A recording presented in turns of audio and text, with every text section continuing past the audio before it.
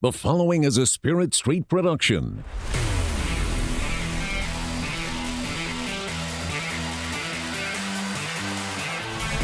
You've discovered your link to the Powercat podcast, presented by Fridge Wholesale Liquor.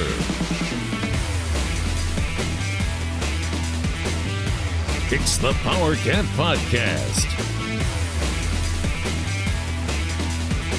And now, let's go to the Spirit Street Studios. Here's your host, Go Powercat publisher, Tim Fitzgerald.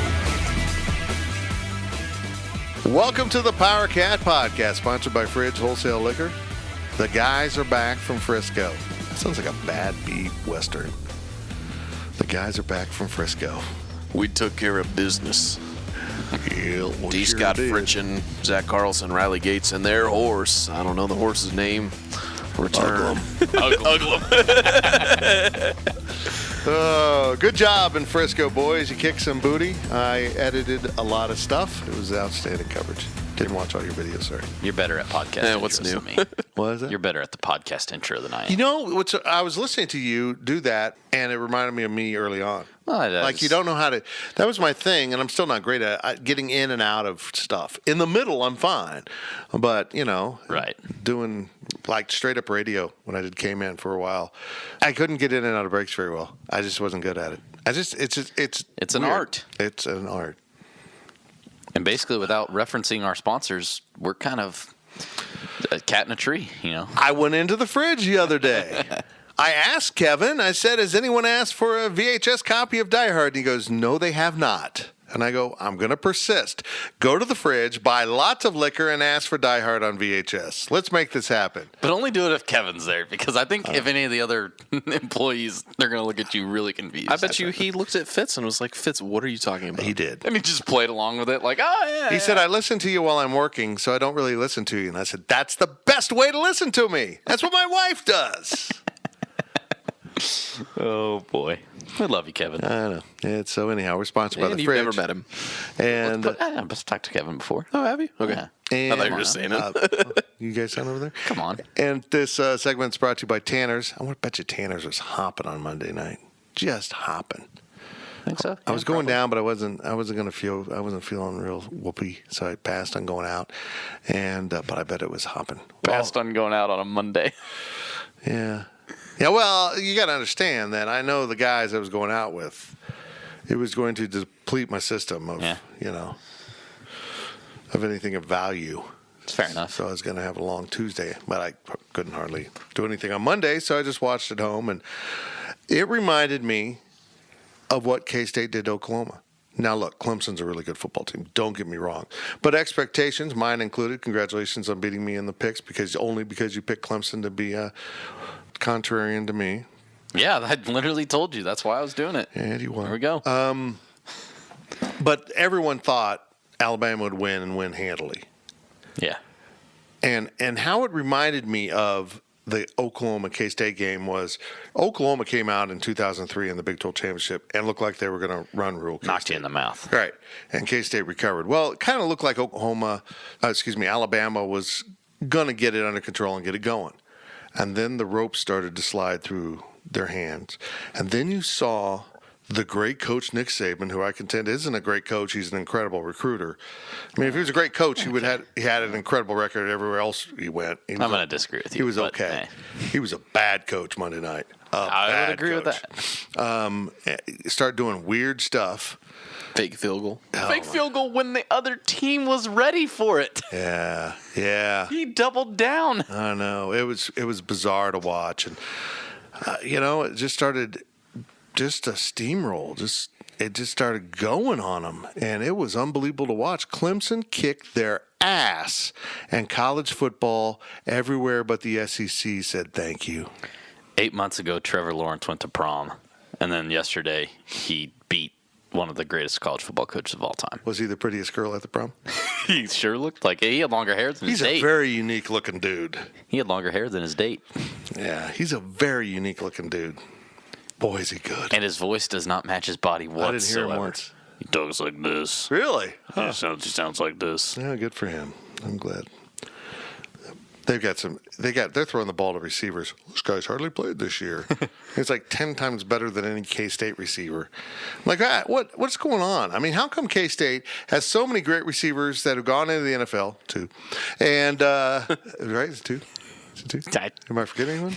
I mean, off the top of my head, I don't know all the NFL receivers. And but these guys, it's like a freak show out there. You would think they would all be in the NFL. I don't know. Those are great football teams. And a strange part of me is almost glad that Oklahoma's kicking ass in recruiting, because I feel like that will put the Sooners out further in front of the rest of the Big 12. Follow me on this. And then we'll all have to chase them. We'll all have to up our game to try to keep up with them. Yeah. So I'm fascinated that Oklahoma's doing so well in recruiting. They're killing it. Yeah. So and now they have a real defensive coordinator. I'll see if they can actually run a real defense with that offense. That offense makes it hard. They got to get a new quarterback. So much for the SEC having great defenses. The Big 12 is the only conference that does not play defense. Yeah, well, good for you guys. It's fantastic. Just fantastic to watch the SEC suffer. It's awesome. It was pretty fun. Because they do get the best players. They are recruiting in the best area of the United States to recruit high school football players. There's no doubt about it. There's other pockets of it out there in the Northeast, in the Iron Belt up there in Ohio and Michigan. And, yeah, there's some good football, Pennsylvania. But, man, that South where the weather's warm and you get to play a bunch of games from Texas to Florida, it's the best. There's no doubt about it. And Clemson has made the most of sitting smack dab in the middle of all that and taking advantage of it as a non-SEC program that's essentially functioning as an SEC program, except they play a real schedule because the SEC doesn't. They got some dogs. They're good. Brent Venables is a pretty good defensive coach. Maybe K-State should think about hiring him someday. I think they tried. Oh. It just didn't work out. Damn. I don't think he's ever going to be a head coach. If he's a head coach, he'll be at Clemson. Yeah. When Dabo Swinney wins his 5th national title and goes to work with underprivileged youth in Africa on a mission trip. No, he's going to perform the heel turn and return to his alma mater. Dabo Swinney's the guy that would quit from coaching to go give back to people, though. I know. He's. I love him. I love him. Plus, he's got the name of a cartoon character. Dabo? Dabo. Hey, you Dabo. Oh, my God. Here we go. We're sponsored by The Fridge and Tanner's, and here's your questions from Wabash Station. From Purple Powerhouse, why is Brewsketball so spectacularly inconsistent every single year? Okay, let's follow the history of the word Brewsketball, which I hate, by the way. But anyhow, it came out immediately after his hire to be an insult, that it was bad basketball. And then last year, at the end of the year, it was a compliment because it was good basketball, and now it's back to being an insult, right? Yeah, it is. And I'll just say this. It's not so inconsistent. It's consistently. Yeah, I mean, this is what it is. This is what it's been. It's consistently inconsistent. I mean, it's unbelievable. It really is. Take that 13-5 in 2013. Is that what their conference record was when they won it? So 13-5, 12-6, whatever. Take that year out. This is exactly what K-State basketball is. When he got his players. You lose a lot. You win a lot. You're right in the middle, guys. And that's what it's going to be. That's what I told everybody it was going to be before this year started. That's what it was last year when they went to the Elite Eight. Can they get to 9-9? Mathematically, sure. so like it's a must-win, but they don't really need to look win at it this way. You can only lose 7 more games, in order to go 9-9. Hold on. I hope the podcast picked that up. This is why we're building a studio. I don't know what that was. It's like it was a motorcycle. It's not like a moped. It sounded like a hopped-up moped just went by on 4th Street. Go ahead. They can lose 7 more games and be 9-9. You've got to play Kansas twice. You're not going to win either of those 2. You got to play Texas Tech another time. Probably not going to win that one. I don't care that you just lost by 6. You're probably not going to win them. Yeah, so that's 3 6-point blowout. That's 3 losses right there. So you're down to 4. I don't think you can. I don't see how them getting to 500. I don't either. I think 8-10 is their high mark. I don't see it. I don't see it. And it's not just because you don't have Dean and Kamau is injured. It's just they're dysfunctional right now. Because you run the most incompetent offense in college basketball. And you're seeing tension on the court now. There's something there. Yeah. It's this team's fracturing, and for the first time, I'm going to be really blunt here. For the first time, I'm on Kamau's side. Barry's out of control. Mm-hmm. Barry's taken over for Kamau for the I want my shot, screw the rest of you. And that's what happens when you work out with the Lakers. Did he work out with the Lakers? Yeah. I seem to remember someone else who worked out with big guys and then thought he was LeBron James skill camp. What? Yeah, it's but it gets back to managing your roster, managing your locker room, and it's always been an issue. From Powercat, how do we make Snead good again? He's not that great. He's really athletic, and he gets on hot streaks. He's Wesley Iwundu. He's a better Wesley Iwundu. So yeah. I think he could play in the league. I just said this on the board. Someone said, push back on the idea that they're a good shooting team that Bruce has. They're not a good shooting team. I don't know where the hell Bruce Weber's come up with this. That they're a good shooting team. They just miss shots, Fitz. They're good. They just miss shots. Yeah, they take bad shots. Well, that's probably your fault more than their fault. But anyhow, they're not a good shooting team. Who's the pure shooter on the team? Dean Wade. Mm-hmm. But he won't take a shot. So that's not a good shooting team. A good shooting team is having guys that can make it, know they can make it, and take it. And this team isn't that. They got a bunch of guys that maybe can make it, and they take it, and they don't make it. And once in a while, they hit a streak to make their stats look not horrible. Not good. Not horrible. 33% from three or whatever it is. But they remember that I hit 4 out of 5 in the second half of that game, so now I can hit 4 out of 5 every. They have a shooter's mentality without being pure shooters. It drives me insane. But this is who they recruit. I think X can play in the league, and I think he has the ability to be an all Big 12 type of player, but he doesn't get to that point. And I can't point to you and say what it is because, I in fairness, I don't know his stats from Texas and West Virginia because I was a little bit out of the loop with going to Frisco. But before that, his rebounding numbers were absolutely insane. It was like 8, 9, 11, 13 in like a 4-game stretch or something like that. I mean, he was rebounding like an animal.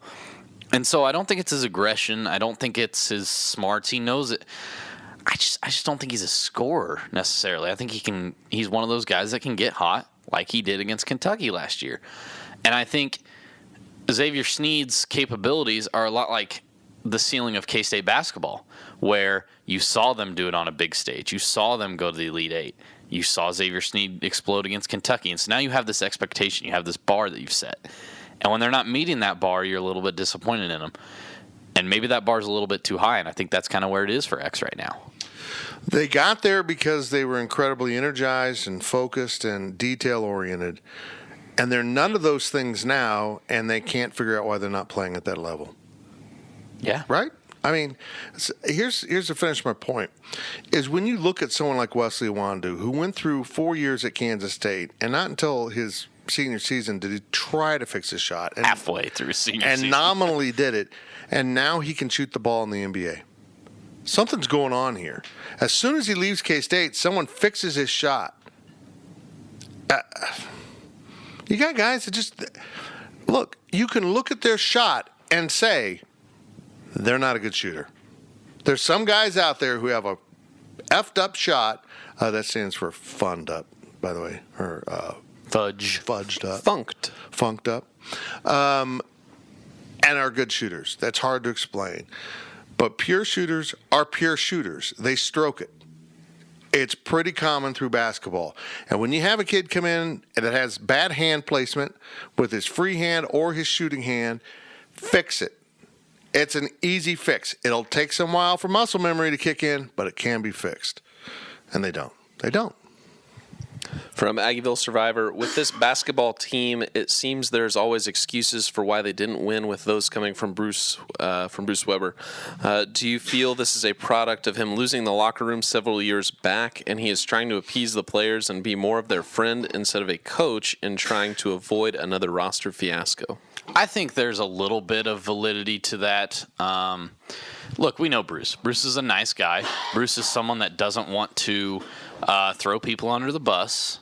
And I credit him for that. I wouldn't want to be known by my players as the guy that's willing to throw them under the bus when anything goes south. But I think that to an extent that hurts Bruce Weber. I think that he doesn't necessarily... Look, Bill Self's not afraid to come out to the reporter. They lost to Iowa State by 17 on Saturday, and he told people that they didn't have a leader. They didn't have anybody to point this team in the right direction. He's called his guys soft in the past, and it works. It may not be the prettiest thing in the world. It may not be fun for you to hear that about your own guys or about yourself, but it works. There needs to be a medium line between accepting responsibility as a coach and saying, I didn't have them prepared well enough, and also, you guys got to play better, and mean it. Don't just say, oh, well, we got to hit shots. That's the easiest excuse in the world to throw out. Oh, well, if we just hit shots. Of course. If K-State threw a touchdown pass every time they snapped the ball, they'd win a national championship, okay? It's easy to just say, if we're hitting shots, we're a good team. You got to call them out. You got to be strict with them, but find that balance, like I said.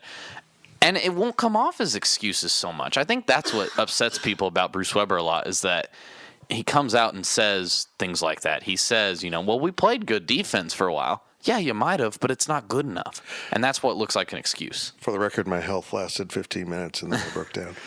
Yeah, Fitz is a little bit dead right now. But I just think that's what plays into him being known as a quote-unquote excuse maker or somebody that's not willing to accept blame. If the coach isn't holding you accountable, why do you hold yourself accountable? Mm-hmm. Period. From Atlanta Wildcat 785, at what point do we begin to panic? It feels like a lot of fans are off the hashtag confident Bruce mindset. Amazing how quickly that went south, isn't it? Oh, wait. They may have just caught fire and had a nice 3-game winning streak in the NCAA tournament? Huh. It's amazing how quickly people will change when it's the easy and fun narrative to take on. Look, the injury isn't an excuse. It can't be an excuse because you did it in the NCAA tournament without him. You can't use the injury as an excuse. It's a factor, but it's not an excuse. I mean, panic starts tomorrow. Yeah, if they lose to West Virginia, there's big trouble in River City. Because, guys, is that River from City? Music Man? What? What is River City? I just made a Music Man reference. I don't know. I've never seen Music Man. Go ahead. Guys, look at the schedule. If they start 0-3, they're going to go to Iowa State on Saturday, looking for their first Big 12 win against a team that just beat Kansas by 17 on their home floor. Now, I know K-State won in Ames last year. This is a different Iowa State team. They added a really solid transfer.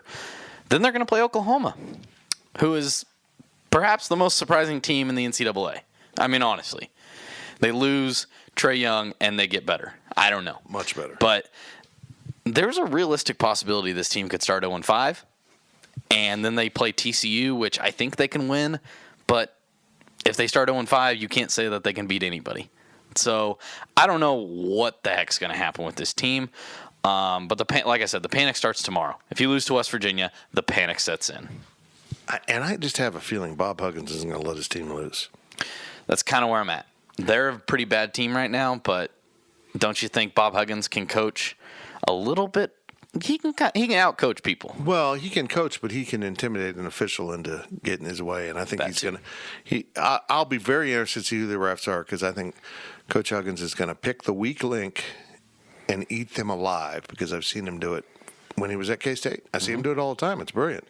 He picks the weakest of the three and then works them into the dirt. And they got screwed against Texas Tech in that Big 12 opener on some calls. And so I think that maybe there's a little bit of karma heading his way, we kind of gave him the shaft in that one game. We got to make up for it here. We'll see. It's a huge game Wednesday night. Luckily, it's only at 6 instead of 8. Whoa! What the hell, Big 12? Stop putting games at 8. I mean, that's how it works. I know. 6 and 8 2 windows. I know. Why can't we play Well, couldn't you do the windows for the teams that don't have a fan base that have to travel a bunch? Should play at 3 o'clock on a Wednesday. I like it. I like it a lot. And then we'll all go to Aggieville together. Yes. From AZCat05, how would you turn around K-State basketball's offensive woes? I don't know. I don't have an answer. I don't have an answer. Because I'm not a basketball coach. I'm not a basketball coach, but we've been preaching the same thing for 3-4 years now. Where is a half-court offense? I don't know. Look, I'm not a genius. I didn't. We know that. I'm not the smartest guy on a basketball floor, and my high school stats would reflect that. However, I understand you cannot dribble at the top of the key for 24 of the 30 seconds. That's a real problem. It's ridiculous. Barry's out of control with this. Everybody is, though. It's mostly Barry. Yeah. Yeah, but everyone does it. Everyone dribbles and stands around, and when they look good, they move the ball, they penetrate and kick, and they break down defenses, and they work it and work it and work it. It's so easy to put up on film, this is you good, this is you bad. Even if we're not running an offensive substance, even if we're not running set plays to get you an easy basket because you haven't scored a field goal in 10 freaking minutes, can't run one set that'll get you an easy basket. Run the back door. Do something. You can't do anything. I don't know what it is.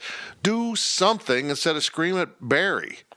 I can't comprehend how a multi-time conference coach of the year and a coach that's coached in a national championship game with an undefeated squad doesn't know how to beat a zone. I know how to beat a zone. Flash the damn high post. It's not hard. Well, and what's baffling about that is when you have Dean Wade, you have one of the most equipped players in the country to do the exact thing you need done. Go to the high post, catch and shoot. Go to the high post, catch and shoot. He will make that 70% of the time as long as he believes he will. And they don't do it. And when he's back on the floor, do we think they're going to do it? Probably not. No. From David W. Katz, I miss the days long ago when I could sit down to a K-State game and think, if we play well, we could score 100 points. Will that ever happen under Bruce Weber? No, because one of Bruce Weber's greatest strengths, coaching defense, is one of his greatest weaknesses.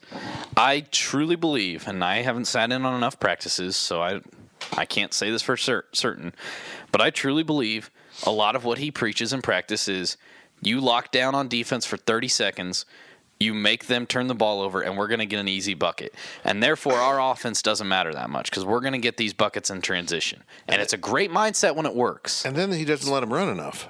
Yeah. You'll see him tell him to back it off. It's a great mindset when it works. But when you face a team like Tech that comes out of the gates as hot as they did, or a team like Iowa State that can hit the shots, it's not going to work. And then you're standing there with your you-know-whats in your hands, because you don't know how to run a half-court offense. It blows my mind. You know what? We'll let you use your imagination some on that peanuts, some like bag of peanuts in your hand. I don't know. Good. Yeah. Moving on. I like Pickles Cat. Am I crazy for taking more positives than negatives away from the Tech game? You're a pickle in your hand? I don't know. Yeah, you are crazy. Look, they can defend. They can defend really well. They did a lot of things right in that game. I broke it all down in that way too long analysis piece. They out-rebounded them. They forced more turnovers, but they can't shoot. They have a game where they get hot, and fortune smiles upon them. But you can look over the team stats, and that's what they are. That's who the cumulative stats are who they are, not one game. So they defended their butts off for the most part. They had some breakdowns, and they still lost. They got out-hustled for – if you're Kansas State and you want to win, you can't get out-hustled. Period. End of story. And they got out-hustled. That, Riley Gates, is what bothers K-Staters. They cannot stand their team. Bad shooting, good defense, acceptable. You get out-hustled, they don't accept it because that's not the lifestyle they've lived. Yeah. I compared that Texas Tech game a lot to the Texas football game this year, where you just get absolutely smacked in the first half and you look awful, and the other team kind of kicks it in cruise control a little bit and says, we got this one in the bag, let's just not blow it totally. And it looks a lot better at the end. So you got some things you can take away. You can point to the schedule and go, oh, we only lost to Tech by 6 in Lubbock. That's pretty good. Hey, moral victory. But it's not. So sorry, Pickles. I love you, but you're crazy. Victory. Let's have another moral victory on Wednesday and barely lose to West Virginia. From T. Everson, despite Dean and Kamal being out, this team shouldn't look this bad. How worried should we be about our depth? Worried, yeah, but not anymore. I'm playing a lot of the card this year of I told you so, because we haven't noticed. But this is what I told people it was. Look, Mike McGurl is a decent player, but his Creighton game was an outlier. Cartier-Jada had a really nice year last year, but nobody had him on tape. Of course he was going to go off. They're not a very deep team, despite what Bruce Weber would have you believe. And I get it. You've seen flashes, so you want to feel confident about these guys. But until you do it on a consistent basis, you can't tell me you have that deep of a bench. I remember one day in college, I had a really good hair day. That doesn't mean I have good hair. I mean, you just keep judging people by their best and not by what's common. Let's be really honest here. He did a good job of recruiting 4 years ago, got the best player in Kansas that for whatever reason KU passed on, who would probably be being talked about for a first-round pick and if Bill Self had coached him, or he would have quit. Yeah. And Barry Brown and Kamau Stokes have done a very good job of playing above their grade and improving themselves in their own ways. That group of three has been special, and they played with DJ Johnson, who was really a steal in recruiting and also improved themselves quite a bit. Xavier Sneed came in as a 4-star, has played like a 3-star, now is playing like a 4-star at times, and he is the best recruit they've gotten since those other three, right? And he's a junior. They haven't had anyone of substance since Xavier Sneed, and he's a junior. Cartier-Jada, moments, but not great. Mike, don't take the McGurl. Great moments, not great overall. Great moment. Yeah. Sean Neal Williams, I enjoyed his boy band records, but he's got a long ways to go on the basketball court. Really. And the big men, Mac He's whiffed on a lot of big men, though. Mac is okay, but he's a transfer. He's not even a pure recruit. I mean, he transferred in. Their big men that they have recruited outside of DJ, their first season, their first recruit, have stunk. Nigel Shad. I mean, Dean Wade, but might have Dean played Wade, 40 minutes total in his career. I mean, this is awful. It comes down to not getting enough good players. You can talk about what they need to do to get better. Folks, they don't have enough good Big 12 level players. They have a very special group here that they should be playing at a high level with, who should be leading the team and accelerating the team's ability to play like they did in the tournament last year, but that's not happening. Here we are. From Wildcat Wabash, when do we get to call last year's postseason run an outlier? now. No, well, I kind of called it last year an outlier, but it was fun. It was hopeful. But If the tournament bounces the way it's supposed to, Kansas State's number 22 to start the year. Maybe. right. And the expectations are a lot lower. I mean, like you said, they were basically a 1 seed last year. Yeah, once they beat Creighton, they played a 16. That's... And credit for beating Kentucky, but you should never have played in that game, realistically. Yeah, I mean, I think Virginia would have just so choked them down with that defense. But then again, maybe Virginia was never that good, and that you get some familiarity in your conference, and you know how to play people, and maybe they thrived on that. But yeah, it was what it was. For me, the big win was Kentucky. I cannot explain how they won that game. I still look at that game and the comic visuals of who was covering who on the court, and the fact that every player on Kentucky was better than Kansas State's best player on the floor. And K-State won. It means you're always in every game. Kentucky was a perfect example of what didn't happen at Tech. If you play really good defense and do other things well enough, you can win. You can beat people. But if you don't, if you play really good defense and don't do other things well enough, you're going to lose. Whether it's by 6 or by 20, it's going to break down. Last question of the first half from AZ Cat 05. Both K-State and West Virginia are 0-2 in the conference. How confident are you that K-State can win this game? I think it says a lot that West Virginia is coming in here at 8-6, and I don't. If you put a gun to my head, I'm probably going to pick K-State, but I don't necessarily think they're going to win. This is a really toss-up game, and Bob Huggins has lost a lot from last year, and he's lost a lot this year with Sagaba Kanate not playing, and I still am not confident K-State can win this game. I think that says a lot. Yeah, he's going to have them tough and ready to play. They're just not very good. K-State should win this even without Dean Wade, and I think it's going to tell you everything you need to know about this team in this season if they lose at home to a West Virginia team that's as bad as these Mountaineers are, because they're bad. Yeah. They're not good. And not defending your home court against them, That'll be quite the snowball. Yeah, it really will be. Well, that's it for the first half of the Powercat podcast, sponsored by Fridge Wholesale Liquor. And, of course, that half was brought to you by our friends at Tanner's, best place in town to watch a sports game. Watch some sports ball. Sports. And get on down there, have a cool refreshment, and the KC Burger. Oh, the KC Burger. We'll be right back after this break. The Powercat podcast continues shortly.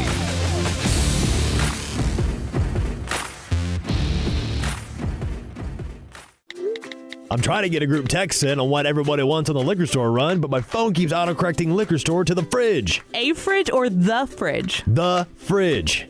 It just did it again. Well, the fridge is more than just a liquor store. The fridge has over 3,000 wines in stock, the area's largest selection of spirits and craft beers. Plus, they're back-to-back winners of Beverage Dynamics Retailer of the Year. Oh, I get it. Wow, smartphone. Autocorrect your next liquor store visit to the Fridge Wholesale Liquor, 1150 Westport in Manhattan. Online at fridgeliquor.com.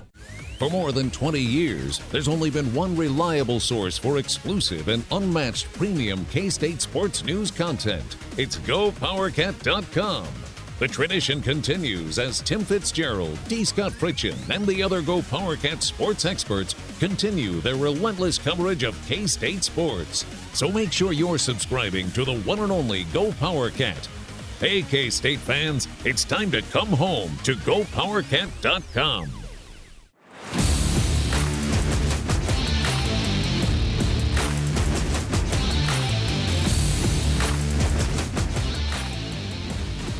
We now return to the Powercat Podcast. Welcome back to the Powercat Podcast. I'll try not to have a coughing fit in the second half. No guarantees. Sliding downhill. Got a cold I can't shake, boys. Got a cold I can't shake. Considering there might be a disease. I know. Might have a little Ebola. There's a little case of Ebola. I had some monkey meat over the holidays. Or is it Ligma? I don't know. Becky? I don't know what that is. Ligma balls? I don't know. Wow.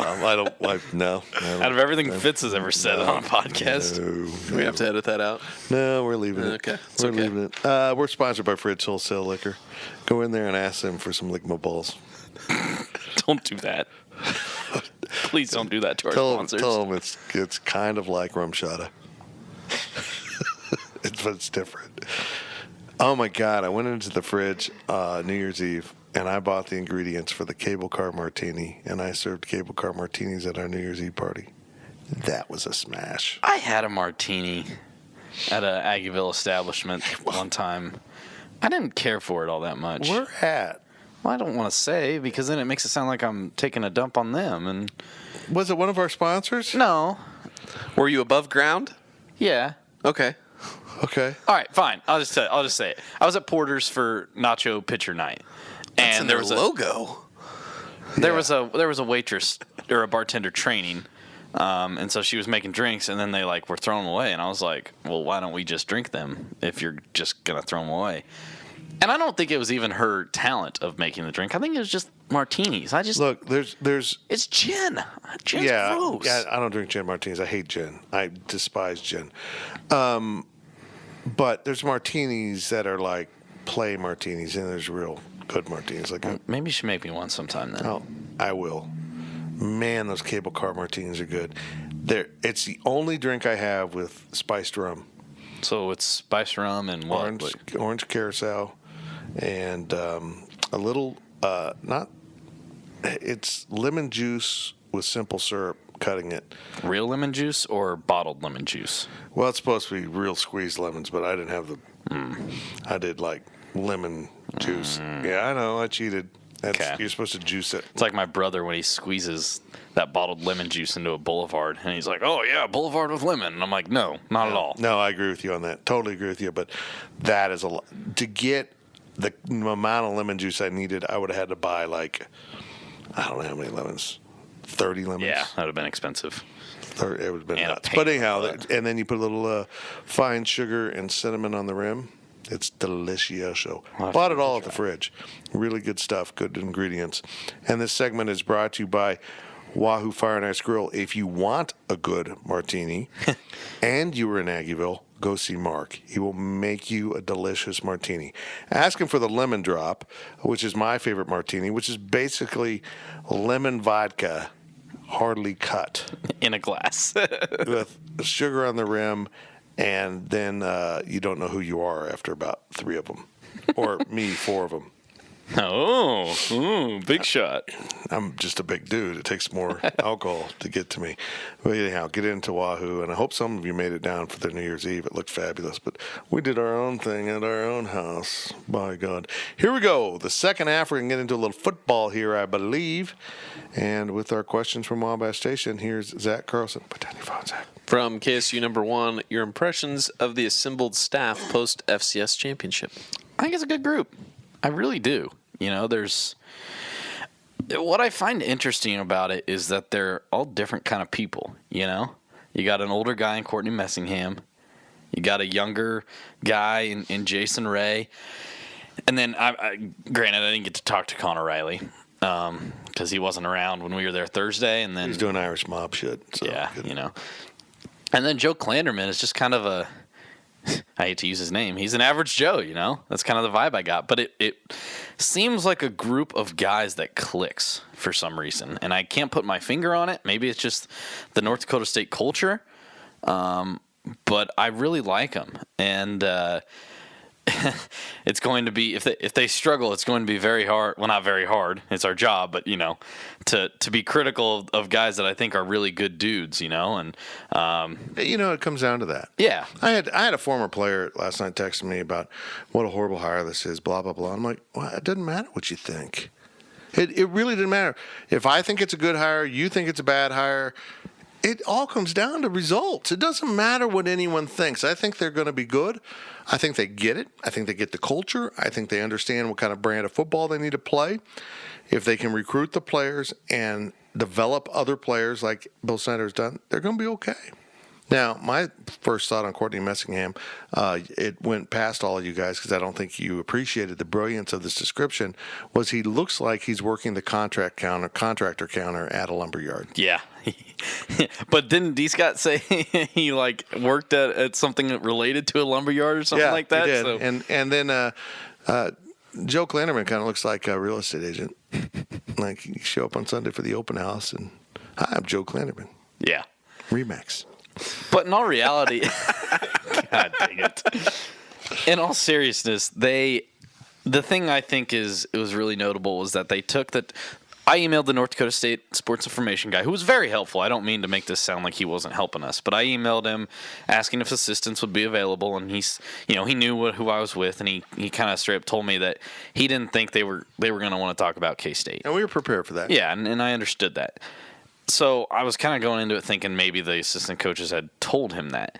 But they were more than willing to talk about K-State. I thought it was interesting. You know, in fairness, you know, we did kind of, as you're supposed to conduct an interview, you prepped them and kind of talked about North Dakota State a little bit, and then kind of transitioned into K-State. But the thing that I thought was most notable was that Joe Klanderman's willing to, or not Joe Klanderman, excuse me, Jason Ray is standing in the locker room with us. All of his players are celebrating a national championship, and he's talking to us. And, you know, he took time to talk to reporters after winning a national championship and in his locker room. And I think that just kind of tells me that, you know, these are guys that are going to work well here. They're going to get this. They don't think they're above it and things like that. So those are my impressions. I was shocked they talked to you so much about K-State. I had told you guys, be prepared to ask around the edges, ask about schemes, get things that will translate to Kansas State, but not directly talk about Kansas State. And they talked about Kansas State. I think they were just really, they're confident dudes. You know, Yeah. I didn't think they knew they weren't distracted in one bit from the job they had at hand. I'm impressed with them. I like them. I like everyone I've met from North Dakota State. And folks, a big reason why, and it's the same thing that goes back to 2013 when they came here and won. Their fans remind me of K-State fans. There's a lot of cultural similarities here that, you know, the way they overrun a bar. And that's an incredible story. Absolutely insane. At Frisco, they absolutely overrun a bar on an annual basis to the degree that they have. But they have a scholarship. They fund a scholarship. The bar does. It's insane, guys. I wish a lot of you guys could have been in Frisco and just seen the culture there is insane. It's absolutely insane. Yeah. But we have a question about that, so I'll save that. But anyhow, I'm jealous that you guys got to go and interact with them. Not going on the road is the best thing for me right now, but it's not the best thing for knowing these dudes. But it was good. It was good that you guys were the only ones down there on Thursday. Glad we made that decision. But we have a big enough staff to cover basketball and football. We didn't drop off anywhere. No.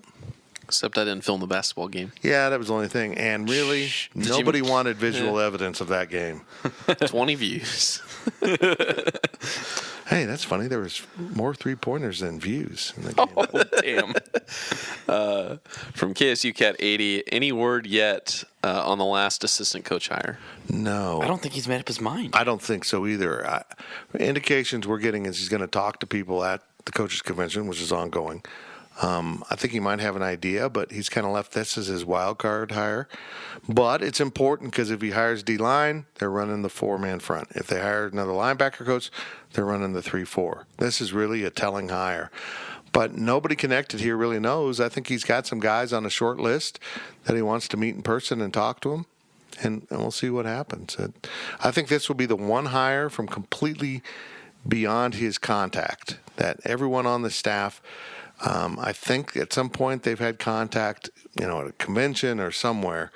But, I kind of wonder about Van Malone. But maybe he came highly recommended from someone. But I think this is the one he's going to say, okay, I want to sit down with 3 or 4 people and see who I get the right vibe off of. From I Like Pickles Cat, how did your day change covering more coaches during media availability? Well, I talked to one player. We had players galore at this thing, guys. Well, and we didn't care about the player. We weren't there to cover the game, per se. Right. I didn't mean it like that, but that's how we do it, We talk to as many players as we can usually, and we get their takes on it because they're the ones on the field. But we had the ability to ask the coaches about things. We had the ability to just grab Courtney Messingham was not being talked to by anybody. He was chilling next to a bar, just not. Okay, it was an alcoholic bar, but it wasn't in service. I don't mean it like that. We were in a club level. But he was just chilling up against this bar, hanging out, and I'm like, hey, coach, do you have a quick minute to talk? Yeah, sure. Had 15. Yeah, he just sat there and talked. Folks at Go Powercat, you're going to notice how much better the texture of our coverage is going to be when we have assistant coaches. We're going to have a better grasp of everything going on. Honestly, more scoop. But I don't think this head coach is going to protect information like, it's a national secret. I think he's going to come out and lay out injuries. I do too. Which is good. It's good. Look, I get Bill Snyder's basic premise that he didn't want anyone to know the injury information to give them an advantage in preparation, that this quarterback wasn't playing, whatever. But it reached the point of paranoia when you're suiting up injured players and making them warm up to try to fool the competition. I mean, that just went into the weirdest, bizarre level I'd ever seen.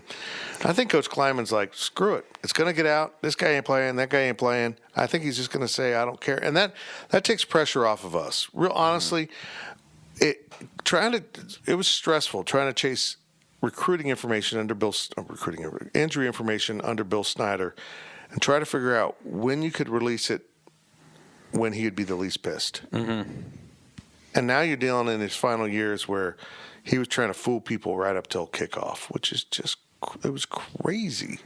So if you take injury information off the table, it's just going to be a lot of, that there was so much scoop out there that, players weren't going to play. It's like, okay, I honestly, you had to walk on eggshells at times around Coach Snyder. And I think just the one thing I notice is I sit there and transcribe, 6-7 minutes or whatever of Messingham and a little bit of Ray, and then I'm piecing together a story, and I'm sitting there and I'm reading all these quotes, and I want to put every single quote in there. That's going to make my story like 1,800, 2,000 words. Way to go, Fritchin. And yeah, no kidding. And I'm like, where do you cut it off? I think having these assistants has enhanced us all, and it's given us a better understanding of the game itself. We can understand football all we want, but having a coordinator's mindset and having those words it takes us up to a whole new level. Yeah, I agree. From Meow Power, who is your early favorite of the new assistant football coaches after talking to them? Well, I want to like Connor Riley, but I didn't get to talk to him. And then obviously we haven't talked to the defensive staff. But I think Messingham, as of right now, I don't mean like, oh, I didn't like Jason Ray, I didn't like Joe Klanderman. I don't mean like that, but you're not in the housing market either. You don't really want to buy it. Wow. I like talking to Courtney Messingham because I felt like he was just another dude. He doesn't strike me as a football coach, you know?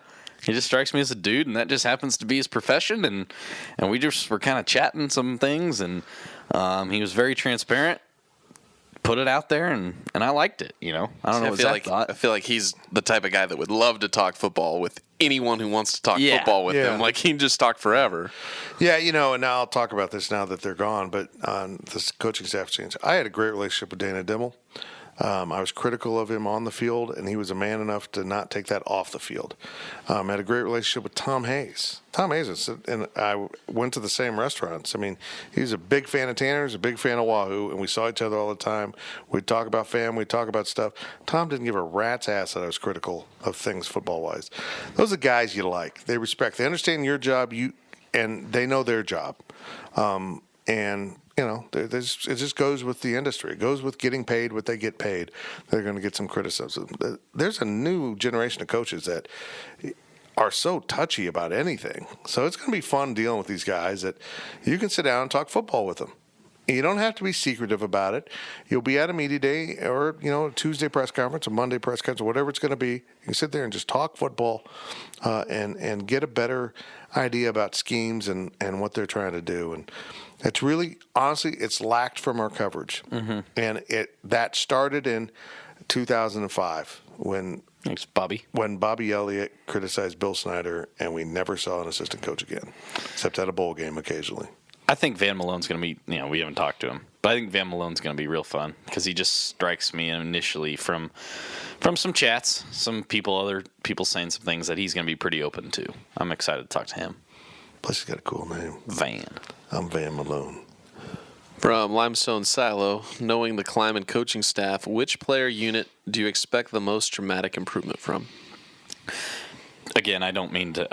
I sound like I'm just the biggest Connor Riley fanboy right now. It's probably because he has my name, but I do really think. Probably it. Yeah, I mean, I do really think though the offensive line is going to take it, and that's not to say Charlie Dickey was not good at what he did because he was phenomenal at what he did. But I'm watching that North Dakota State offensive line on Saturday, and they just do what they want. Now, granted, it's a different scale of players. I understand that, but I think there's something about him. I think he's a pretty underrated coach right now, and I think he's going to grab these 3 returning starters, 4 if you count Josh Rivas, and I think he's going to do something special. I think this offensive line is going to be really improved. I love Charlie Dickey. He's a great coach, and his wife and daughters coming down the sideline into the games. It's one of my favorite K-State football memories of recent history. Just this parade of fur coats. Just amazing, just beautiful. And I love the guy. He's a really good human being. But I get why they brought in Connor Riley. He's essential to what they want to do offensively because the blocking schemes are so ingrained in what they are doing well that he had to come. He had to come with Messingham, and I like that a lot. I think the best group's going to be the receivers, and here's why. Is they're going to be used properly. They're not going to be thrown to a ton, but when they're thrown to, it'll be with purpose. And you can watch North Dakota State's offense as it goes through a game, and they do that. They run it more than they throw it typically, but when they throw it, it has meaning and purpose, and they spread the ball around on the field. I think it's going to be a fun offense to watch if they can get the horses to run it. And that doesn't mean they have to have the better players. That's what's the beauty of that offense. You can run it with they run it with better players than their opponents, and that's they winning all these national championships. You can run this offense very successfully with the kind of players you can get at Kansas State. And I think that's what Gene Taylor recognized, and I think Chris Kleiman understands that. You can go get the offensive lineman you need. We've seen it over and over. 5-star offensive lineman at the college level doesn't necessarily mean you're going to be a 5-star college player. You know, I just look at Cody Whitehair, 3-star player. BJ Finney, 2-star, ended up walking on. You know, you can find guys in Kansas like you can in the Dakotas and Minnesota, Kansas, Nebraska, Missouri, Oklahoma. You can find these big kids and develop them and really have an all-star offensive line. You know, Dalton Reisner. Yeah, he's just that guy's a badass on the football field. I think he would have been even better in this offense because he's so athletic, he can do things. I just love the diversity of this offense. It looks so similar to K-State. It's not quite K-State's offense. It's very similar, but it's like K-State's offense with diverse play calling. Exactly what's been frustrating to so many fans. They got to go get some running backs there. Yeah. Holy cow! Yeah, they're playing 3 running backs, and one of their best ones didn't play because of injury. So they're rotating guys that K-State has had in the past. Now K-State suddenly doesn't have any running backs. Well, I think K-State has some. I think they got running backs. They just don't have running backs that they need, and they got unproven running backs. I think Harry Trotter is probably a really good running back, but I think Harry Trotter is going to fit some of the schemes they want to do very well. right. Also from Limestone Silo, Those books are incredible. do you have any guess on what Kleiman's non-con schedule concept might be? No, don't. No, but I can make a prediction. I don't think he's going to be afraid. I think in the end of the question they ask if he's going to, schedule 2 fuddy-duds. Two FCS teams, which no, they're not going to do that. And then one the Power Power Five. 5 he's forced to play. He's not going to be Dana Holgerson, okay? He's not going to schedule 3 Power 5 conferences or whatever Dana did there. That's just ridiculous. I think they're going to do what they're doing. I think they'll beef it up a little bit. Yeah, win. Yeah, that's the thing. Is the schedule's The set. schedule's done. Yeah. Other than a Well, non-conference game against a team that might be MAC level, you might see him do a 2-for-1 with a Air Force. I don't know. I'm just pulling Right. out Let me put it one like team. this. I don't think you're going to see a whole lot of more Missouri State on the schedule. Playing Missouri State is just whatever. I think you're going to see a little bit more bigger schools, a little bit more think talented. They asked him if he'd play North Dakota State. This is just a guess on my part. Please don't. This is but this is just a guess on my part. I think he's going to recognize the lack of value in playing FCS programs. You have everything to lose in that equation, as opposed to playing a lesser MAC team or a lesser Mountain West team or a lesser Conference USA team, because that North Dakota State team is better than a lot of MAC teams. It's better than the lower half of almost any of those non-Power 5 conferences. You've got a lot more to lose in that. Kansas State's loss to North Dakota State hurt the program. Yeah. It hurt the program, guys. It set the program back. And beating them, what did that mean? I think he might actually steer away from playing FCS teams unless he feels this need to be noble and good to my brethren. I'm a little afraid of that. Which I understand that instinct, but do your job, what's best for your program. Now, some of those games are scheduled. He could almost phase them out without anyone noticing at first, because there's enough teams on the next year's schedule set. I can't think. It's Nicholls State and then next year you have North Dakota. Those are the last 2 FCS teams that are on future not same schedules. year, but those are the next 2 years, right? Right. 2020 is North Dakota. That one he'll love playing. Would K-State improve by playing a South Dakota State? Absolutely. That's a good program. It's a program that probably wins the national championship. Oh, excuse me. There's Southern Illinois on here too. Yeah. Sorry. If North Dakota State doesn't play them, South Dakota State probably contends for a national championship. But like you said, sure, your program might get a little bit better by playing them, but you don't got nothing to gain and everything to lose. Don't put them on the schedule. Yeah, Iowa State. Don't put yourself behind the 8 ball. Iowa State was more than happy to postpone that game with South Dakota State this year. Yeah. And they ended up almost losing to Drake, which is a non-scholarship program. South Dakota State probably beats Iowa State this year. Because Iowa State didn't have it figured out in the beginning. No, they didn't. And that's the thing is, I don't know. It's going to be interesting to see what they do. They need to play 7 at home for financial reasons, so that limits your ability to go play 2-for-1s. You pretty much have slotted out for the next 10 years until I retire. So I got to get a job in the next 10 years. Home and away, you'll be fine. You'll be fine. When I say retire, I mean like finally quit doing anything. But that'll be like a stair step down to like almost nothing. Anyhow, I think the schedule is set. I mean, they got home and away set all the way through, right? I think so. Give it to me there, buddy. Yeah, I guess I missed Abilene Christian in 2022 as well. So they do. So the next 4 years they do have FCS teams, but then it goes. I mean, your whole schedule is Buffalo, North Dakota, Vanderbilt for 2020, Stanford, Nevada, Southern Illinois, 2021. That might be a little. I think they could buy out some of these Interesting. opponents.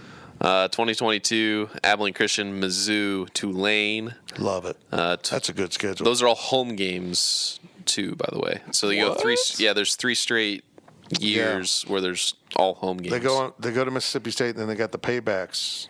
Yeah. For Vanderbilt and Vanderbilt and Stanford coming back-to-back years, and then they start the Missouri. Ooh. Yeah, that's interesting. Yeah, so you got Missouri and at Mizzou and Troy in 2023, at Tulane and Arizona at home in 2024, at Arizona 2025. That's the only game Why are we that scheduling year. these that far out? Well, I mean, if you think about it, I mean, You have to. I know, it's just stupid. but I mean, if you think back to like when K-State played at Auburn in 2007. That return game was in 2014. That's 7 years down the road. That seemed like forever then.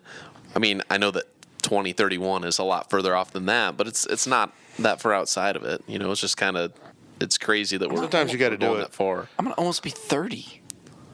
Yeah, let's not talk about age, man. Yeah. Just saying. But to continue, 2026, you got Washington State and Tulane, both at home. 2027, 2028 is at Colorado, then Colorado at home. 2029, you return to Pullman and Washington State, and then 2030, 2031 goes to Rutgers, then at Rutgers. That one they need to dump. Yeah, dump it. Nothing to gain. They really do.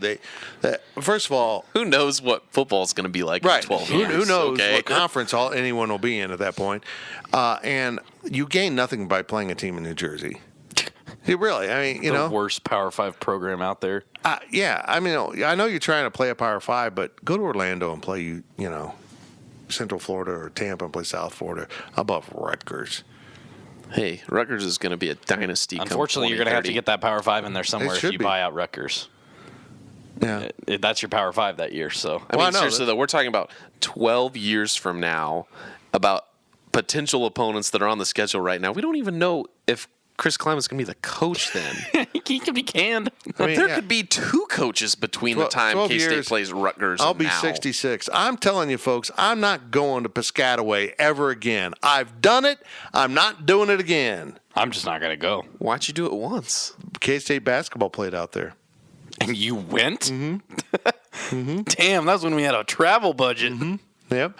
Well, and plus we went, I can't remember, but both Howard Richmond and I did a story with Greg Schiano about the similarities between Rutgers and K-State, and they really were. And that was the fateful moment when my friend Howard and I, we stayed in Philadelphia, had a great cheesesteak, by the way. We got up on the highway, and as we're coming up, looping up on the highway, there's a fork in the road, and we had to take it. It was a Yogi Bear. And one way was New Jersey, and the other way was Delaware. Now, seriously, think about these as your choices in life. I can go right to New Jersey or left to Delaware.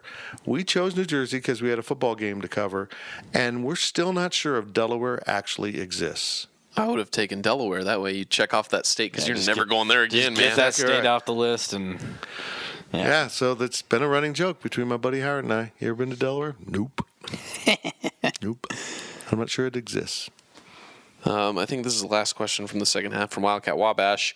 How much added pressure will there be if Kliman gets off to a slow start and Neil Brown, who we could have hired, immediately starts winning at West Virginia? I know where this question's coming from. I saw someone put it out on Twitter this weekend. We'll get to see who made the right hire.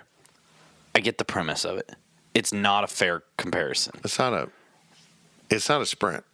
Well, and even Was Matt Rule a bad hire 2 years ago? absolutely. Was he a better hire this year? Yeah. But I guess what I'm saying is, I don't. Wait, he was a bad hire? He I was mean, one it wasn't a 11. great one. I know he did that. I didn't think it was a bad But hire. there was a lot of people saying, "Well, boy, he sucks." And this year, he took the Yeah, double. yeah, that's what he's saying. Okay. But, yeah, I'm not it's saying not- it's a bad. You're saying they did poorly at But what first, I'm- but it's not a bad hire necessarily. I'm even going to argue this. Let's say Chris Kliman flops. I mean, 3 straight 5-win seasons, gets canned, and Neil Brown's out here winning 8-9 games with West Virginia. Yeah, it's easy to look at it and go, well, West Virginia got the better coach, and you can probably make that argument.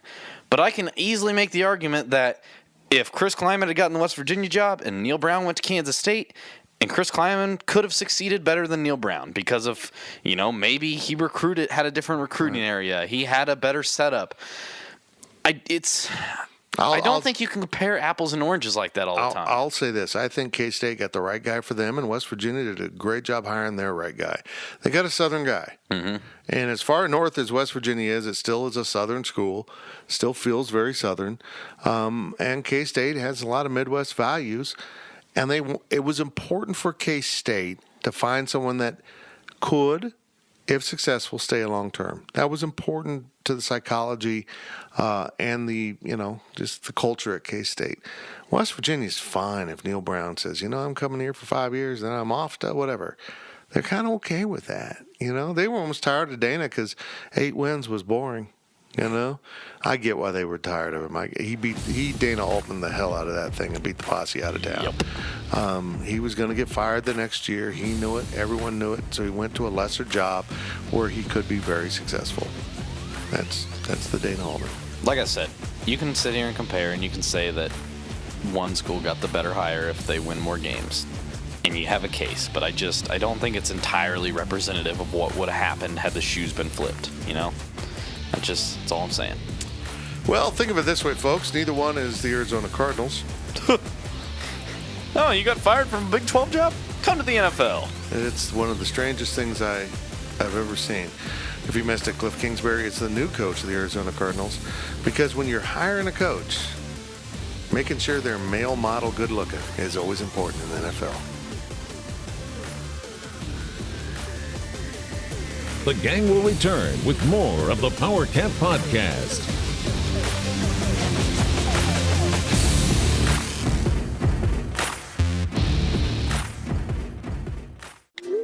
I'm trying to get a group text in on what everybody wants on the liquor store run, but my phone keeps autocorrecting liquor store to the fridge. A fridge or the fridge? The fridge. It just did it again. Well, the fridge is more than just a liquor store. The fridge has over 3,000 wines in stock, the area's largest selection of spirits and craft beers. Plus, they're back-to-back winners of Beverage Dynamics Retailer of the Year. Oh, I get it. Wow. Smartphone. Autocorrect your next liquor store visit to the Fridge Wholesale Liquor, 1150 Westport in Manhattan. Online at fridgeliquor.com. For more than 20 years, there's only been one reliable source for exclusive and unmatched premium K-State sports news content. It's GoPowercat.com. The tradition continues as Tim Fitzgerald, D. Scott Fritchen, and the other Go PowerCat sports experts continue their relentless coverage of K-State sports. So make sure you're subscribing to the one and only Go PowerCat. Hey, K-State fans, it's time to come home to GoPowerCat.com.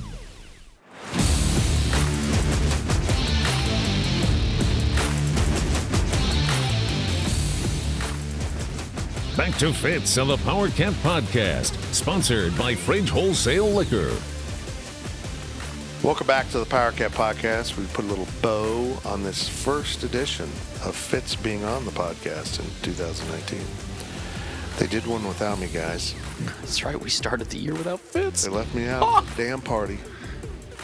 If you missed it, it was really informative. Riley hosted it from down in Frisco with our new contributing writer, Ross Uglum, and it was good stuff. You all want more from Ross. We're going to figure out how to bring him in on a regular basis. We got a lot of plans ahead for 2019, and we'll unveil those a little bit later on down the road. We got to finish building that studio, though.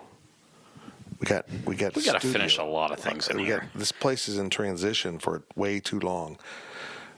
We've got sound foam on the floor in our entry area. Zach, we're going to get after this. If I don't end up in the hospital the next few days. We haven't finished painting the walls that we started painting during the bye week. You know that old K-State picture where the fans are up in the rafters of Nichols Hall and it says, "We want a field house"? Yeah. That's me, but it says, "We want a studio." Yeah. and it's also me saying, "I want a real desk." It's going to happen. We got to get it done. Getting your new office done is the most important That's thing. what I've been trying to say. The most important thing, because we get that done, we can move stuff into there. And Which then is funny because I don't even care. I told Zach, I was like, "Yo, Zach, we got to get on it this week. Like, let's get in there. Let's clean the floor. Let's finish the painting. Let's move in." Zach's like, "It'll happen when it happens." You got to. But like that's what I my said. computer is set up there. Like it's just like it's all set be up. okay. It's going to be changes sometimes. All I'm good. saying is if we buckle down, we can get it done in like a couple hours. Yeah, if you don't put any painter's tape down, yeah, it could be done in a couple hours. But did you do it right? No. Don't get me started. We got a lot of paint to clean up. Don't get me started. Okay, anyhow. But we're building a studio. It's going to be cool. We're still trying to get it laid out. Design it. But I have bought furniture. I don't know if it's great furniture, but it was inexpensive. It wasn't quite what I was looking for, but it'll do. It'll do, I think. But we're going to build it out. And Worst case scenario, it'll be a nice place to take a nap. I thought you said that this couch was not comfortable for sitting long periods of time. well, it's not. It's firm, so that when you're on camera, you're sitting up. Yeah. Yeah, I don't even. It's not really not even up. It's kind of like a short couch. I mean, I'm a short guy, so I can take naps. Yeah, that's true. So, but we're gonna have a nice 50-inch monitor in there. It will be a nice place to hang out. We'll play Fortnite on it. Oh wait, no, sorry. It's not for the content. It's not content we want on the site. No, we're not gonna have any. We're not gonna talk about our gaming on the site or anything. That's kind of weird. Okay, we're sponsored by Fridge Wholesale Liquor. We have a lot of fun with the Fridge. We appreciate them being an ongoing sponsor. Man, it's been a great relationship. I feel like we've been good for them. They've been good for us. It's a nice thing. It's a horrible Italian. And this segment is sponsored by the High Low. And get in and say hi to Seth and everyone that's there. I just had to RSVP a no to Adam's wedding. That one of the co-owners. My older brother that I live with went to the High-Low this last weekend. Really? Said, I just found out about the High-Low. I'm like, okay, well, you're kind of an idiot. And he goes, I got this pizza. Pizza had hot Cheeto dust. What? And then more Cheetos on top of it. Mm-hmm. This is no. Wild. I don't do this. Do you do this? No, I don't smoke weed. There we go. That answers that. He legit said it's probably something that a stoner would eat. Yeah, flaming hot Cheetos on a pizza. Yeah, I mean, sometimes I get nutty with my pizza and get extra cheese. But yeah, he said it was really good. So there you go. Yeah, we need to go back and have another burger though. Or more pepperoni Is that where we're going tonight? Are we calling an audible? I don't have time. Yeah, I don't have time.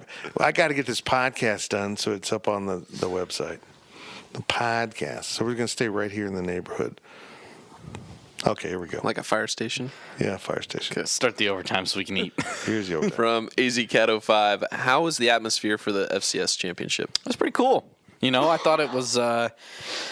I thought the tailgate scene would have been really cool. As I'm walking in and I see all those North Dakota State fans tailgating. And then, I mean, the game itself I'm talking about, not the days leading up to it, obviously. But, people are always like, oh, it's the FCS. It doesn't really matter all that much. It's low-level football. But they take it seriously. Sure. And it was pretty loud. It was pretty rocking. Well, it's just high school football. Yeah, it's Texas high school football.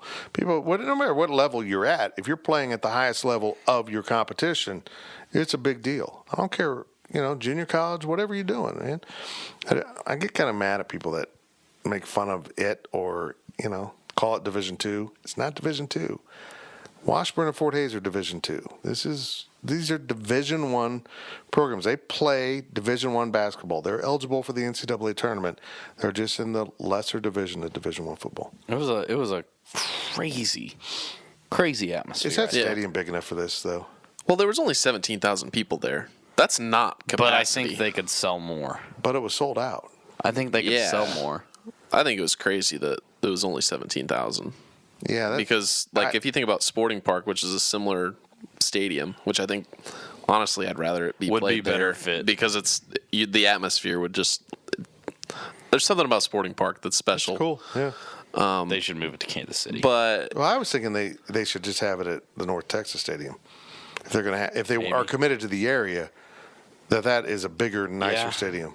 Yeah, that's the thing. I just don't get why wouldn't they make it more central, especially when you have North Dakota State consistently there. They want it in warmer weather. I guess. I get it. Play it in a dome. Played in the Fargo Dome. Just go ahead and just let them have it every year. Yeah, I thought it was interesting. I thought it was you talk about 20, 25,000 North Dakota State fans, and then they announced the attendance, and it's under 18,000. It was kind of surprising considering how big that stadium is. They did reduce the size a little bit with their new soccer Hall of Fame, the National Soccer Hall of Fame in the South End Zone. Why do they get that? Why? Yeah. Lamar Hunt, probably. That's It's all probably about the main Lamar reason. Hunt, isn't Yeah. it? Do you remember the 2012 Texas game where everybody stormed the field?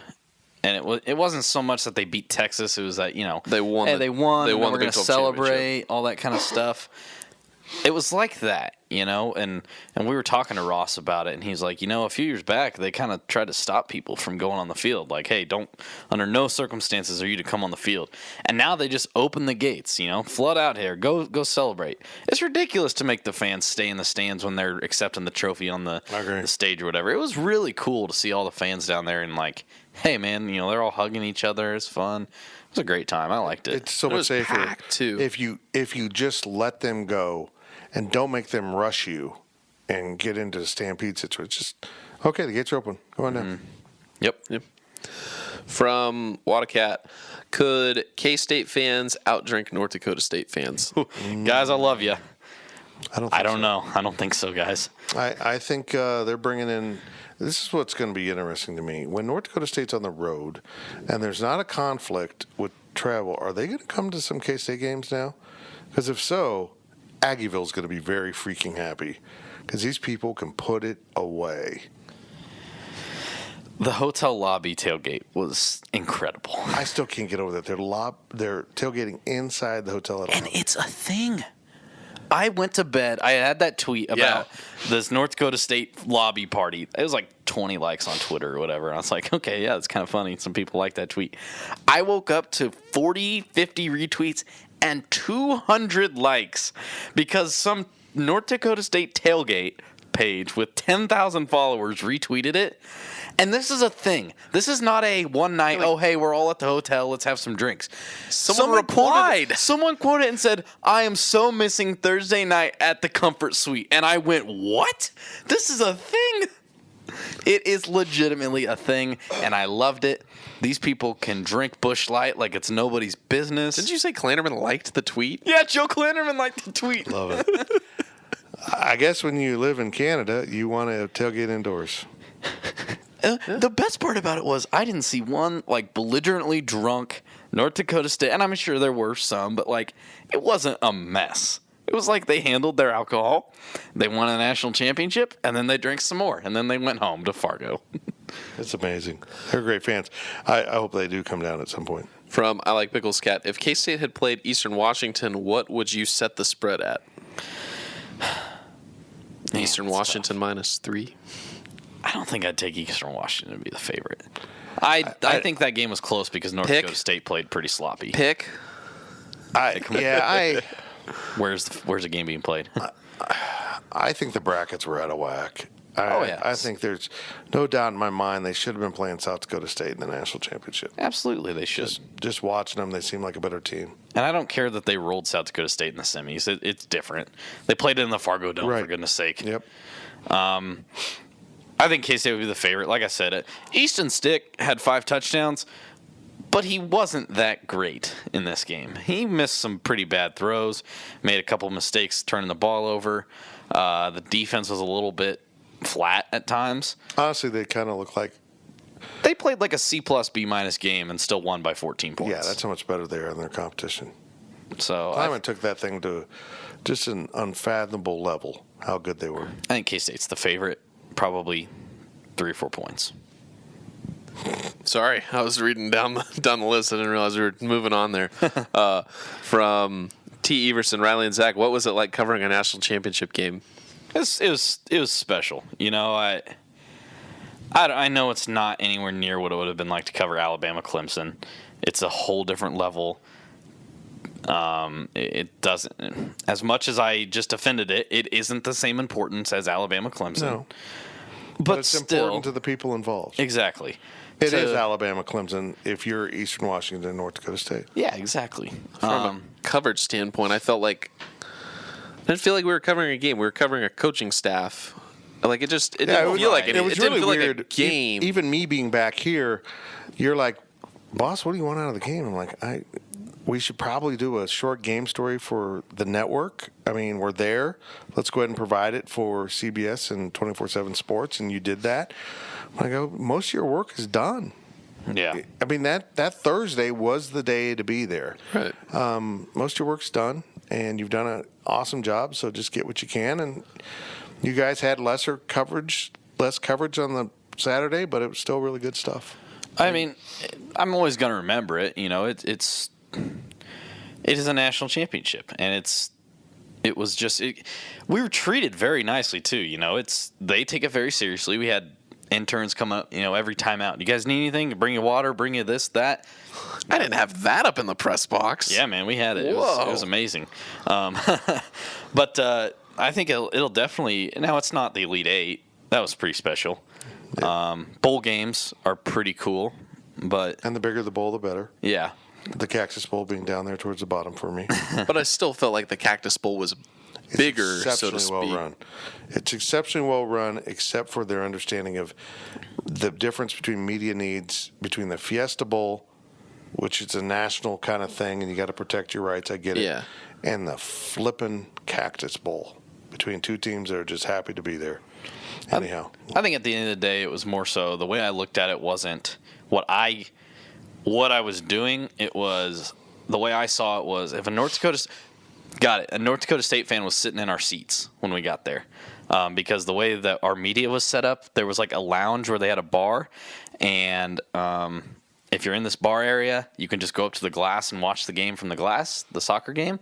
Well, they put a curtain up there, and we sat in that kind of area, so some fans were in there because it's not checked, and they just seemed fascinated. You know, this was the first time they had been to Frisco to watch North Dakota State, big North Dakota State fans, and they just thought it was really cool, everything that was going on. And the way that I looked at it was, man, if someone turns around, because we were up against the glass, like I said, and sees me, I'm covering their national championship. This is the pinnacle for them.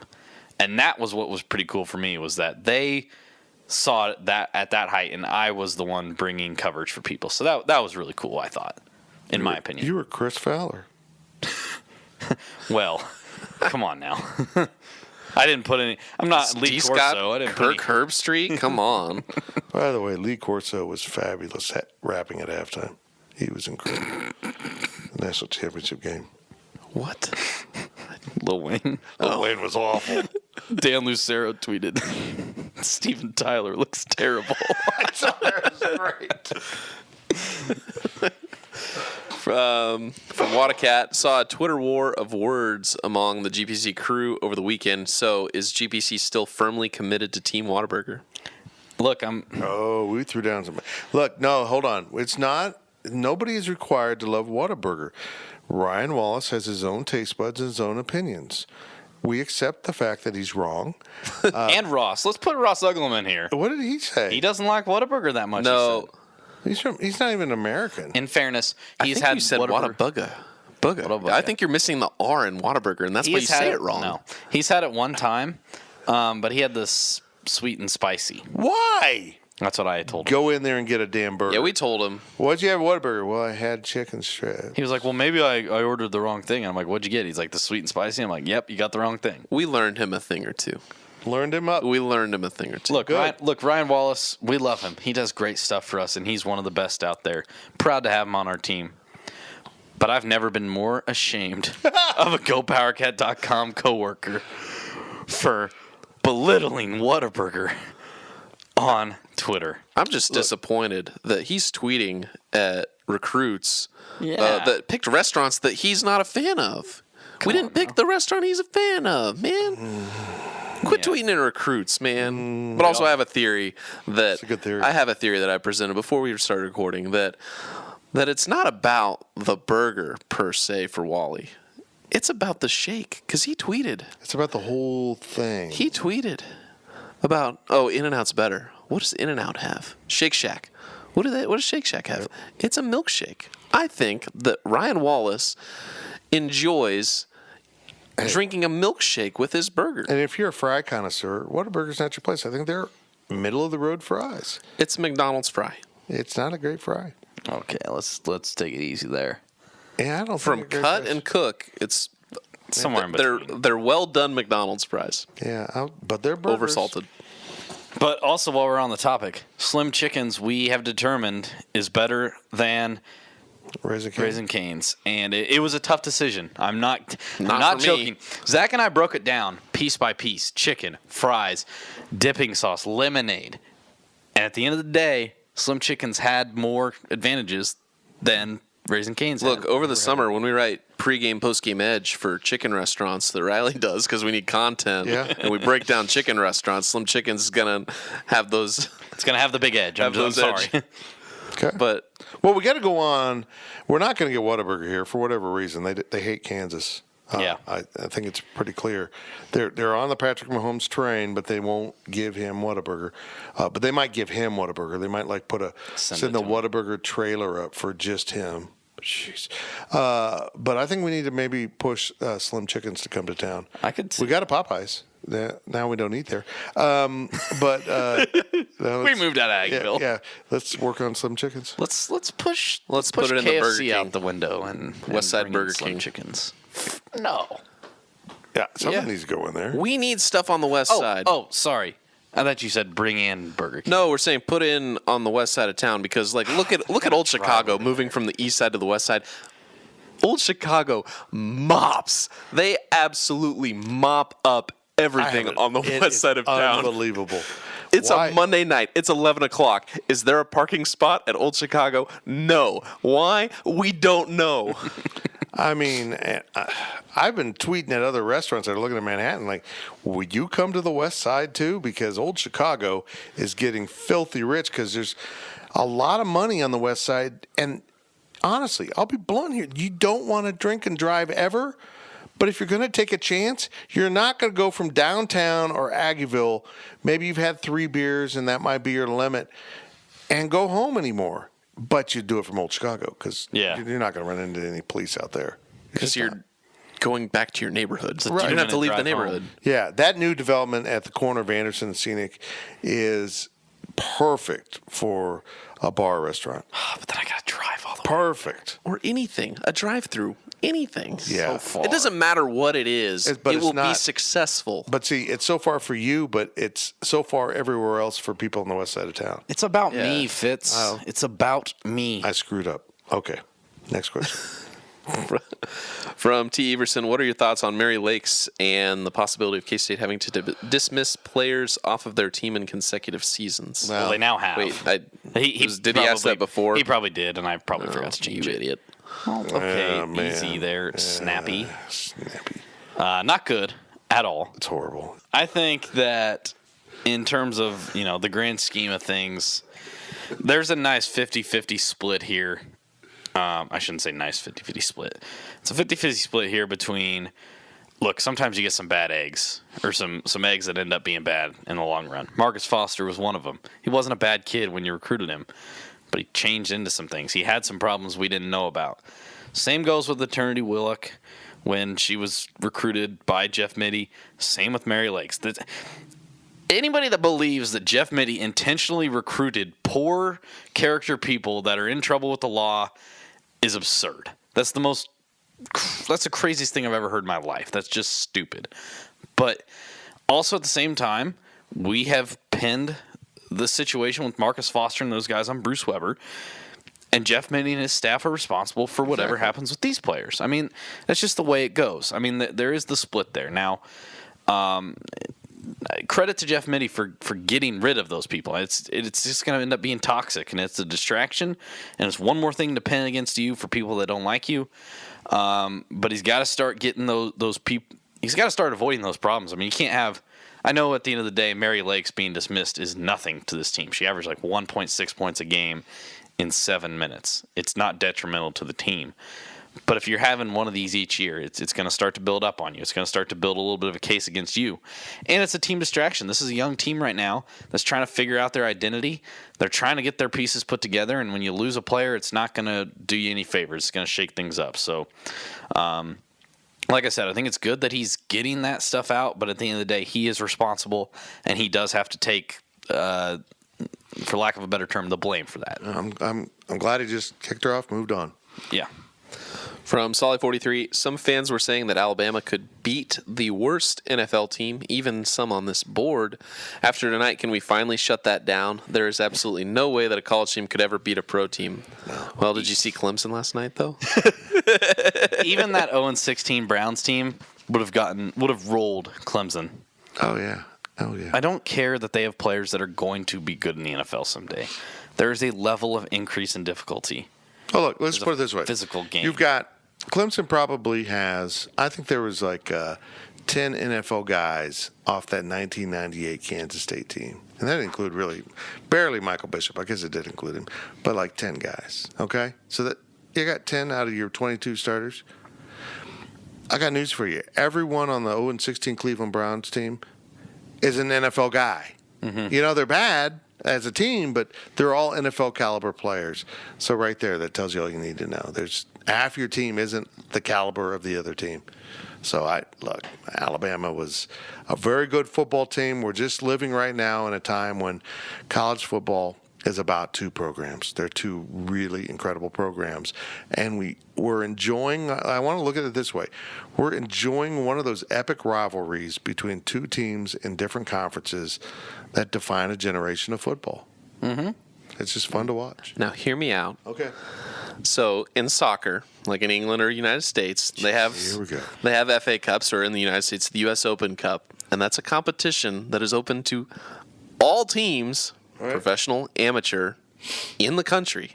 You can qualify as an amateur team, move up, you can qualify for the tournament. And if you make it for, you start out playing lower level teams, then you start playing, more lower level professional teams. But so then you reach the top. It's kind of like the Little League, where you're playing your local community teams and you beat them, then you play your area teams and you beat them, you play your state teams, you beat them, then you go to nationals and you play 17-year-old boys. Go ahead. No. But it would be interesting to see a tournament like that. I mean, you'd go NFL, Division I, FBS, then FCS, then Division II, Division III. You could have a fun tournament like that. Fun, to the extent of, hey, Alabama is playing Cleveland, or North Dakota State is playing Clemson, something like that. Would it be fun to talk about? Sure, but it would not be fun to watch. By no means would it be fun to watch. Tua would be 9 of 30 with 4 interceptions against the Cleveland Browns. That's what he was last night, and they played Clemson. I mean, he wasn't that bad, but you know what? Trevor Lawrence would be trash against an NFL team. Come on. Yep. But he's the number 1 draft pick for 2021. Can't wait till he flops in 2 years, and now he's going to park the bus right now. He's never going to play again and be the number 1 draft pick. That's what he's going to do. He's starting the discussion of, should the NFL have a one-and-done rule? No, let's not do this. It's getting out of hand. Well, maybe not a one-and-done rule, but kids out of high school should be able to do as they please. God, no. You start sending a bunch of 18-year-olds to the NFL? What you're going to have to end up with is a developmental league. Sure, you'd have to do that, but why should someone restrict? If I want to do it, if I want to put an 18-year-old kid on a football field and pay him money to do so, why shouldn't I be able to do it? You'll be out of a job. You can do that. You just have to start your own league to do that. Okay. Because you'll also go down as a worse GM than I can't even think of a bad GM off the top of my head, but you know what I'm saying. You would be fired in 2 years. Yeah, because minimum. I didn't have the time to pan out. Matt Millen. God dang it. Last question of the podcast from Wildcat Tad 2. Best moment from the Frisco trip? Well, I've thought a lot about this. We laid it out there. We did a lot of food there. We had a lot of fun covering the assistant coaches, And my answer for this initially was when Zach and I sat there and critiqued Slim Chickens and compared them, because it was honestly one of the pettiest conversations we've ever had. And even D. Scott looked at us and goes, "You guys have some amazing conversations." So that was initially my answer. And then we finished the post-game coverage. We had an 11 a.m. kick. We had a little bit of breakfast before, but, we covered a game, sat out in the sun, sweat a little bit. Pretty hungry after the game, right? Got to get some work done, but, man, we got to get some fuel in our systems to be able to go. We were going to run to a Whataburger or something, but you know what? There's a little gas station right pretty close by our hotel, and it also has a chain barbecue station in it. And that is called Rudy's. And folks, They're in Oklahoma too, man. Folks, this is not only undoubtedly this is the best chain barbecue I've ever had. I would go as far to say this contends for the best barbecue I've ever had. Now, it's not the best. It's not the best. No. It contends. It's up there. I like it better than Gates. The family namesake? Whoa. I'm sorry, I do. How may we kick you out of the family? Trust it was me, good, tried to but cash also it. we were very hungry. Like, Yeah, maybe that we was were it. we were extremely hungry. And I will say this, though. And they give you free samples. Best lemonade I've had in my life, hands down.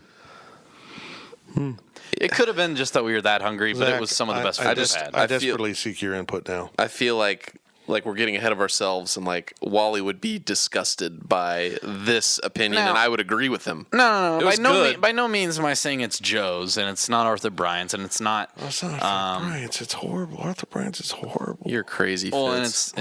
it's not. Sorry you don't like Jack molasses. Stack. I mean, yeah, those three are on an elite level, and then there's some more. But I'm telling you, this was some damn good barbecue. We were hungry.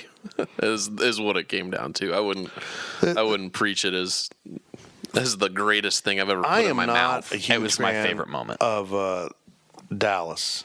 Dallas is kind of just a sprawling crap hole for me. It used to be cool, and now it's just Suburbia. Yeah, I like Fort Worth better, but Frisco's pretty cool. Frisco is up there. It's north. It's kind of out of it. It's it's its own place. It's its own place. It's not really a suburb of Dallas. While it is, it's not. It is, but it's kind of its own self-contained place. I mean, it has so much business going on up there that there's tons of hotels and restaurants. And I think the Mavericks are the only pro team that are not. They don't have a facility up in Frisco. Right. Because you got the Stars. So I kind of missed not Cowboys. going to Frisco. I stayed in Manhattan. Hardly left my house. I think mine was a Stars game. You guys saw Tyler Sagan make a game winner in overtime. It's pretty lit, guys. Hockey's fun. And there was a porn star there, so there's always that. She was. Oh, I guess I could throw in the fact that I went to a local establishment and spent a pretty penny watching the Cowboys game. I like how you said a local establishment and spent a pretty penny. Like, just stop there. And That probably wasn't a great way to phrase that. I went to a bar, to watch the Cowboys, and I just so happened to sit down to the one Seahawk fan in the entire bar. So when the Cowboys won, I was pretty happy.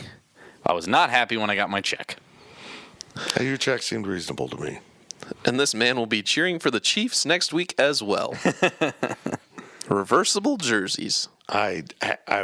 Nothing would be better than the Cowboys and Chiefs in the Super Bowl to watch Riley Gates explode. Oh my goodness, he would wear a split jersey, cut it in half like that AJ Hawk jersey. Exactly, like your son's playing on the teams. No, I'm just a fan of both because my parents hated me and wouldn't let me pick one. My parents hated me. We've been meaning to talk to you about that, Riley. Parents hate me because I'm a Cowboys fan. Brian is going to text the group after this. Zach, I don't hate Riley. He text me separately and go, yeah, I kind of hate him. He hates me because I'm a Cowboys fan. Well, that's it for the podcast. That's it. There you go. Sorry about the coughing fit in the first half. It happens. I'm surprised I made it through the last two segments. Impressive by me, considering I feel like doo-doo. We'll be back next week. We're going to have lots of good stuff. We're kind of in a transition period right now between, we got basketball going, but the football staff is gone. But recruiting is coming around the corner as Ryan Wallace will get it heated up. The rest of the crew will hop in. We're looking forward to covering this new football staff. It's going to be a lot of fun, and you're going to get a lot of information. If you're not a subscriber to GoPowerCat.com, I understand you lead an empty life and you're kind of lost out there. Come on board. I'm just going to tell you this. There's a special coming. It's signing day. So just be ready. If you're listening to this, just be ready. It's going to come. And then like a cobra, you got to strike. Powercat Podcast. All rights reserved. GoPowercat.com and Spirit Street Publishing.